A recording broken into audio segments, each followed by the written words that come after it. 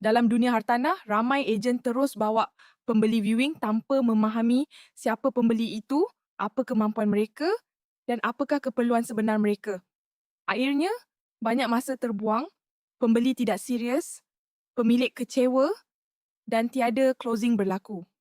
Sebab itu, buyer qualification dan needs analysis sangat penting. Ia bukan sekadar bertanya soalan asas, tetapi satu proses untuk menapis, memahami dan membimbing pembeli ke arah keputusan yang sesuai. Bila kita dapat mengenal pasti tahap kemampuan pembeli dan keperluan sebenar mereka, barulah kita boleh mencadangkan hartanah yang tepat dan meningkatkan peluang closing. Hari ini saya akan terangkan bagaimana kita boleh melakukan buyer qualification dan needs analysis dengan cara profesional. Buyer qualification bermaksud memastikan pembeli benar-benar layak membeli sebelum kita membawa mereka viewing. Perkara pertama ialah memahami kedudukan kewangan mereka.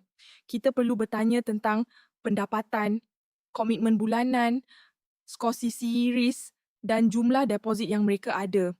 Kita juga boleh mencadangkan mereka untuk membuat semakan kelayakan pinjaman bank melalui banker yang dipercayai. Tanpa memahami kelayakan kewangan, kita mungkin membawa pembeli melihat rumah bernilai RM700,000 padahal kelayakan mereka hanya RM450,000. Ini membuang masa semua pihak. Pembeli yang sudah qualified lebih mudah memberikan keputusan, lebih fokus dan lebih serius dalam proses pembelian.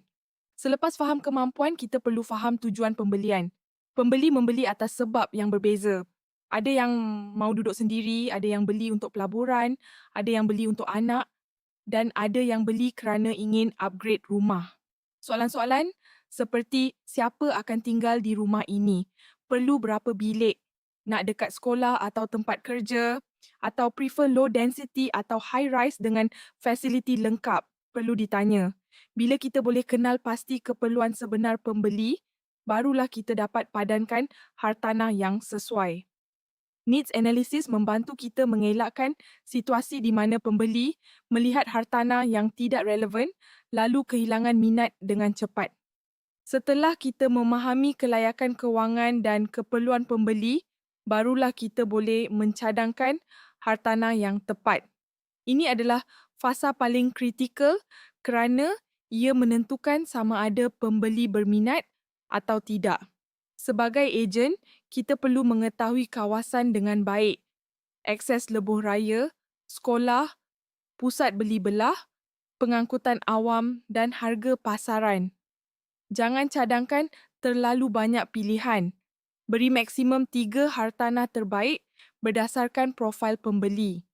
Bila pilihan terlalu banyak, pembeli menjadi keliru dan sukar membuat keputusan.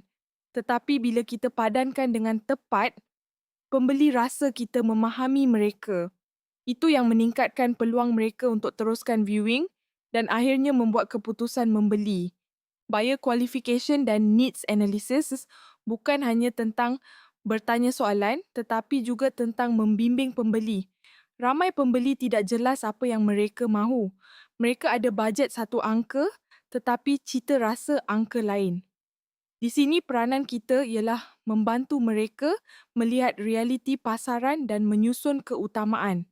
Jelaskan perbezaan antara keperluan dan kemahuan. Jelaskan bagaimana faktor lokasi, harga dan jenis rumah mempengaruhi pilihan mereka.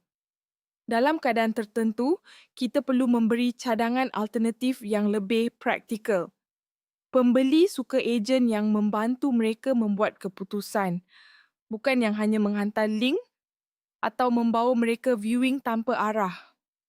Selepas qualification, follow-up memainkan peranan besar dalam memastikan pembeli kekal engage. Kita perlu menghantar ringkasan keperluan mereka, pilihan hartanah yang sesuai dan langkah seterusnya. Follow-up yang baik menunjukkan kita serius membantu mereka, bukan sekadar mengejar jualan. Jika pembeli belum bersedia, simpan mereka dalam senarai nurturing dan terus berkongsi listing yang relevan dari masa ke masa. Ramai pembeli mungkin tidak membeli hari ini, tetapi dengan follow-up profesional, Mereka boleh menjadi pelanggan kita dalam masa beberapa bulan. Hubungan jangka panjang bermula daripada qualification yang betul. Kesimpulannya, buyer qualification dan needs analysis adalah asas kepada proses jualan hartanah yang berjaya. Dengan memahami kemampuan kewangan, keperluan sebenar dan tujuan pembelian, kita boleh mencadangkan hartanah yang tepat, mengelakkan pembaziran masa dan meningkatkan peluang closing.